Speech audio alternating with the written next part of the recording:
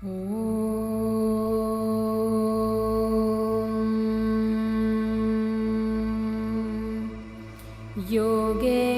चित्तस्य पदेन वाचां मलं शरीरस्य च वैद्यकेन योपाकरोतं प्रवरं मुनीनां पतञ्जलिं प्राञ्जलिरानतोऽस्मि। आबाहुपुरुषाकारं शङ्खचक्रासिधारिणं सहस्रशिरसं श्वेतं प्रणमामि पतञ्जलिम्।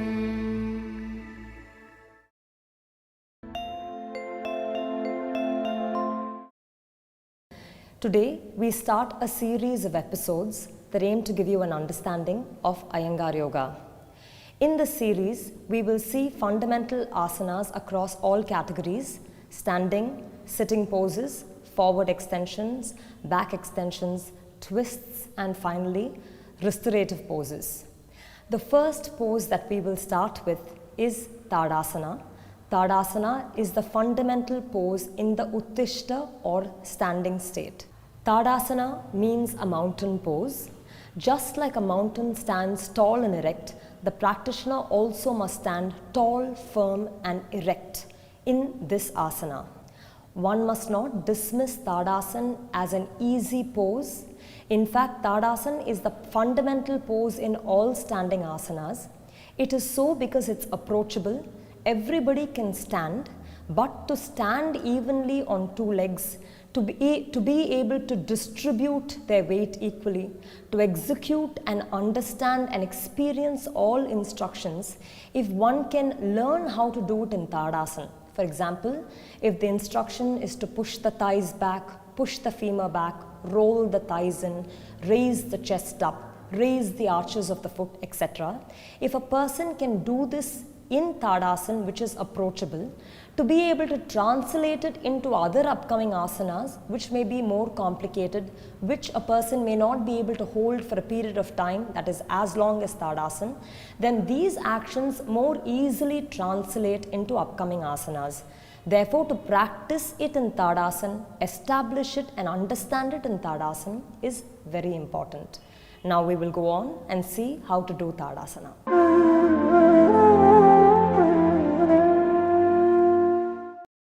We are starting with a position where the person is standing casually, just like any normal person would. Here, we start with the feet and toes together. When the feet and toes are together, usually the tendency is to push the weight forward. You take the weight back, as in pulling the thigh back, such that you're positioning the thigh bone, the femur bone, which is inside the thigh, over the heel bone, which exists in the heel pad. So thigh bone over heel bone with the thigh back. Then all the parts of the foot are well spread and placed on the ground, such that every part of the foot evenly touches the floor. There is no dominant portion where all the weight is falling. There is no portion which is so loose that no weight is coming on it. All parts of the foot have to touch evenly. From there is the top of the buttock muscle. The top of the buttock muscle originates where the buttock is beginning. This usually starts at the area of the lumbar and sacrum, end of the lumbar, beginning of the sacrum. From the top of the buttock muscle, you push the buttock muscle down. When you push the buttock muscle down, you maintain the grip of the thigh, and that pulling of the buttock muscle down will cause the abdomen to move back towards the spine. Here again, the practitioner is not pulling the abdomen hard, but the adjustment of the buttock muscle causes the abdomen to move back towards the spine. Keeping that, the entire chest should have a splendid big raise from the bottom sternum all the way to the top of the sternum near the notch of the throat. Raising the sternum up, relaxing the throat, you're widening your shoulder from the center collarbone all the way to the side of the shoulder, pushing the shoulder back. As you push the shoulder back, from the back of the shoulder, you lengthen all the muscles and joints all the way towards the fingertip, as if the fingertip was pointing the ground. Raise the chest up, thigh back, buttock muscle down, even weight on all parts of the foot. Tadasana.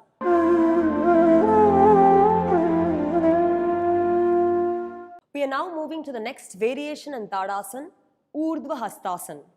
In Urdhvastasana, maintaining the leg, chest and shoulder position in Tadasana, feet evenly spread, thighs back, abdomen adjusted towards the spine, buttock muscle down, chest up. The practitioner takes the hand out in front of them halfway.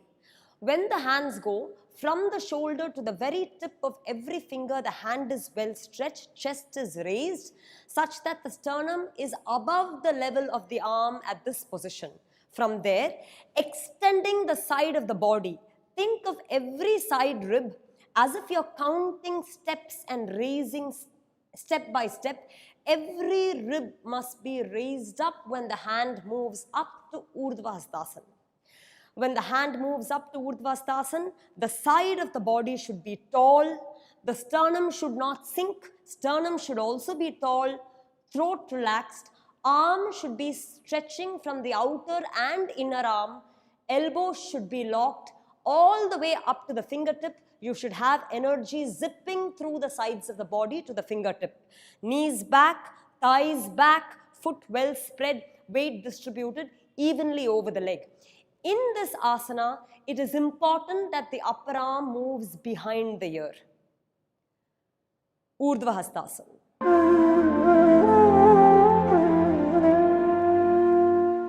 Now we are showing the second variation of Tadasana, where from Tadasana we move to Vimanasana. Before starting a variation, the original version Tadasana must be established. A person stands with their thigh back, buttock muscle rolling down, therefore abdomen attached to the spine on its own. When the buttock muscle rolls down, the abdomen has a penetrative attachment towards the spine. Keeping that, you raise the chest up, roll the shoulders back. Keeping this position with the shoulders wide, you take the hand to Vimanasana. When the hand goes to Vimanasana, it is important that just like the hand is wide, the chest also must take a wide frame. From the center of the sternum, you should make sure both sides of the breast moves wide. Also, the sternum, while maintaining its tall axis, should also open. When the sternum opens, the rib cage also must be seen as if it's widening towards the side of the t-shirt and not collapsing in the center. If all of that happens, the arm will move towards the back of the socket. When the arm is in front, there will be a collapse of the chest, as you see. If the chest is to open, the arm moves back towards the back of the socket. Maintaining the width of the chest and the lift of the chest, vertical plus horizontal, you will have to make sure rolling the shoulder back and down, the arms are brought back down to Tadasana position.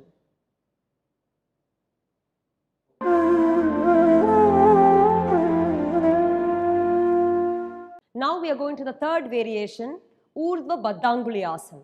Badangulyasan, we have to lace the fingers through. For that, a person stands in Tadasana, establishing a proper Tadasana. Always the base pose from which you start is the foundation. That foundation must be strong. Standing in Tadasana, following the principles of the chest, shoulder, buttock muscle and thigh, the person extends the hand out in front. From there, you lace your finger completely through as if finger to finger is absolutely wedged to the root of the finger. From there, you see the elbow tends to dent. You have to lock the elbow in. Locking the elbow in, you have to invert the finger. When you invert the finger, the joint of the wrist must be well opened. The wrist has an upside and a downside. As if you're pushing both sides of the wrist forward, the wrist should be well opened. Opening your wrist, you have to raise your arm up to Urdhvastasana, taking your arm well behind the ear. The arm that is up, very many times you overdo from the finger and underdo from the arm. We'll come to that in more detail later, but The wrist side should be projecting and raised crisply upward. The armpit should be opened. The chest should be opened. Buttock muscle down. Abdomen lean towards the spine. Maintaining that, you get your arm to the halfway down position. And you invert it. What you have to notice, you have to know which little finger stays down. The next time you do it, you have to undo your hand, interlock such that the other little finger, for him the left was down first, now the right little finger remains down. Inverting it, you have to invert your hand, lock your elbows in and take your arm vastly up. The lift should lift the sides of the body, it should lift the center of the chest, the arm goes behind the ear and you have to lift the joint of the wrist up. The thumbs should touch as if it's connecting a circuit. You have to lift from the wrist side up. Slowly the arm comes back down to front position. You reverse the interlock. Stay in that position with the chest lifted and then release your hand down. When the hand comes down, collarbone is wide, shoulder goes back, and from the back of the arm, you have to lengthen to Tadasana.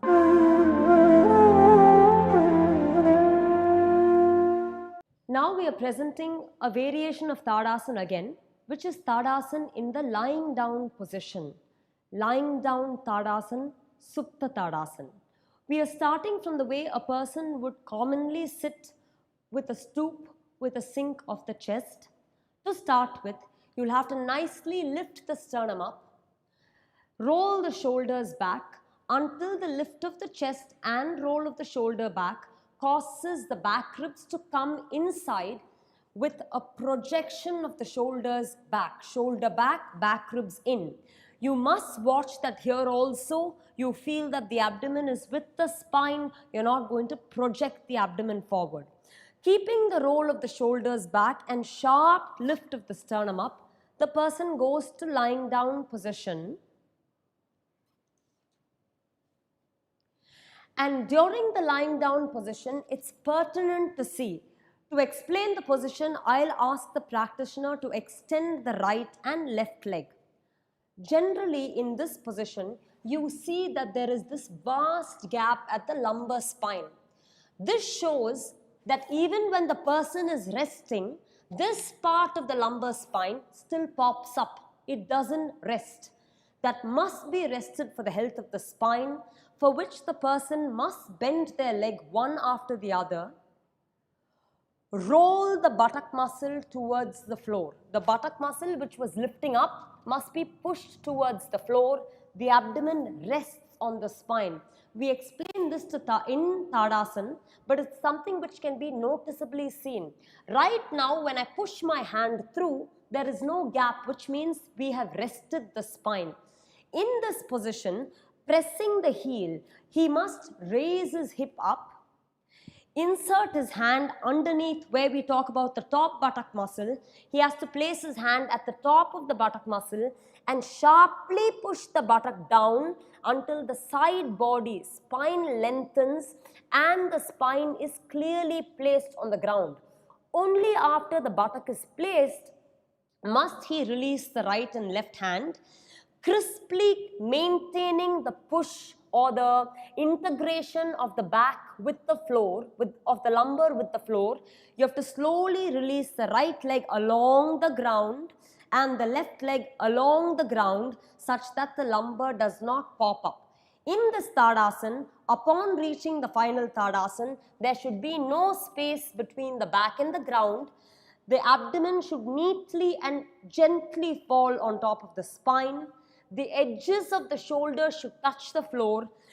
Heel should be sharply extended and the thighs should be crisply gripped down towards the floor, sternum tall. This is to explain the fact that it is important to keep the buttock muscle down so that the length of the spine and the curve of the spine can be adjusted.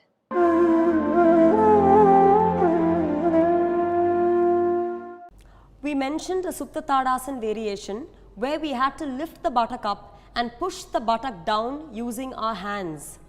But another variation is doing it against the wall using a mat. In this position, once again, we have the heel pressed against the base hinge, base joint of a wall, keeping the foot on the wall itself, but the feet have to be at ground level. The legs are hip width apart, which means as wide my hips are, so wide my feet are. Keeping that, we have to first establish a chest position, shoulder position. We raise the chest up, roll the shoulders back, further raise the bottom sternum up, and we recline in that position with the chest raised such that the shoulder touches the floor. In this position, we have to make sure that the leg is at a half full length distance from the wall. Hands will lightly hold the mats on the side. It's not a strong hold, it's a light hold. Then pushing off the wall, if I'm able to push without loosening either my shoulder or my hip, when I push myself straight, I'm in a capacity to get my thighs completely down, at the same time ensuring that my lumbar spine fully touches the ground, at the same time ensuring that the tips of my shoulder touches the ground, where I'm able to have the length of my neck, rest of my lumbar spine, traction down of my buttock muscle, and a crisp grip at the thigh. This lends a Tadasana, Supta Tadasana position, even in cases when a person is not able to lift the hip and push the buttock down with their hands. Supta Tadasana traction method.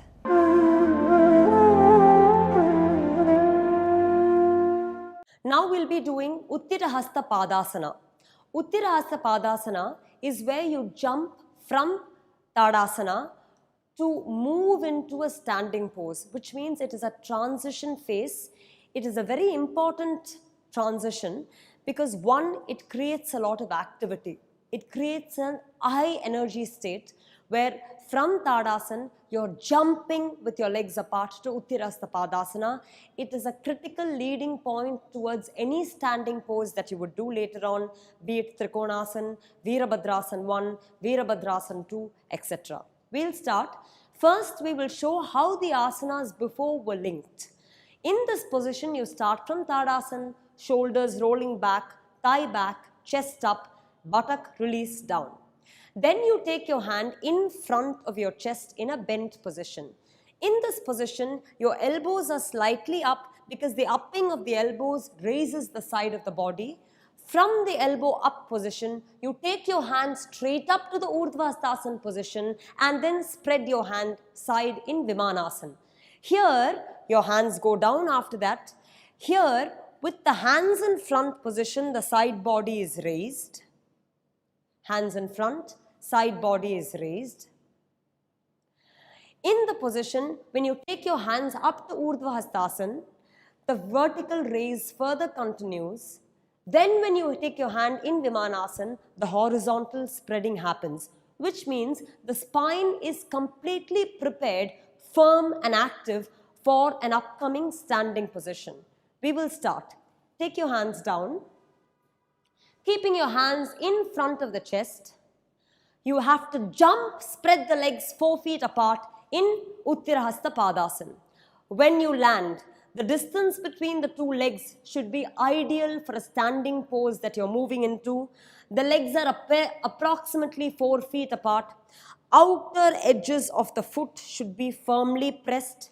Knees and thighs should be back. Back ribs should be engaged. Chest should be up. And the hands are at shoulder level, spreading in Vimanasana. It is important to have the thighs back, outer edges of the feet firm, the arches well lifted, and the entire foot firmly pressed. Finishing with this, you jump back to Tadasana. We'll show you a few quick cycles of this so that you understand how to go about it energetically. Hands in front of the chest, jump, spread apart. Jump, feet together, Tadasana. Hands in front of the chest, jump, legs apart. Jump together, Tadasana. Last, hands in front of the chest, jump apart, legs together, Tadasana. In this manner, you do it a little energetically so that the body gets prepared for an upcoming standing pose. We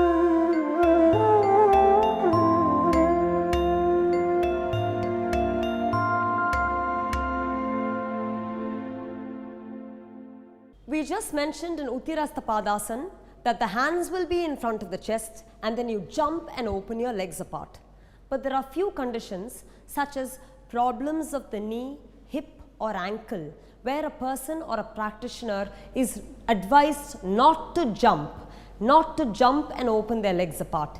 In such cases, the practitioner merely steps opening their leg to the side, taking their hand in front, keeping it to the side. Once again, you start by taking your hands in front, opening your legs one by one and extending your hands to the side. Even here, if the legs are weak, you will see that there is no grip on the foot and the leg continues to slip.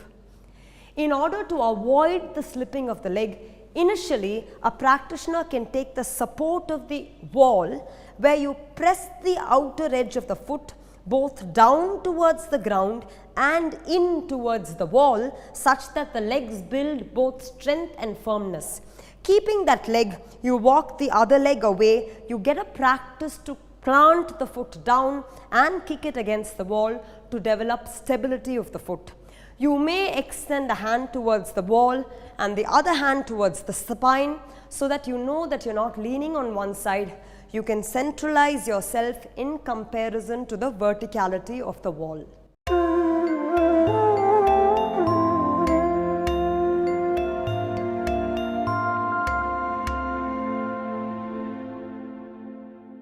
We now saw how to do Tadasana as well as saw 3 of its variations. Right at the onset, Tadasana teaches you how to stand. Though all of us spend so much time standing on an everyday basis, rarely do we pay attention as to how we stand.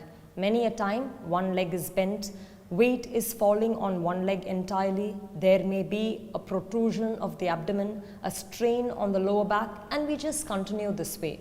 But because we spend so much time standing, it's only correct to learn how to stand properly.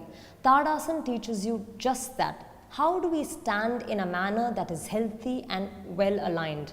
And therefore this cannot be dismissed. It is a very foundational principle that leads to the practice of all upcoming poses. If you're able to do the principles in Tadasana properly, it can seamlessly transfer to the other poses and hence Tadasana becomes very important.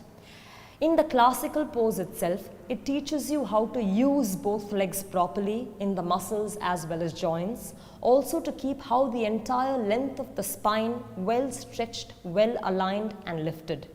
The 3 variations that we saw, Vimanasana, Badangulyasan and Urdhvastasana.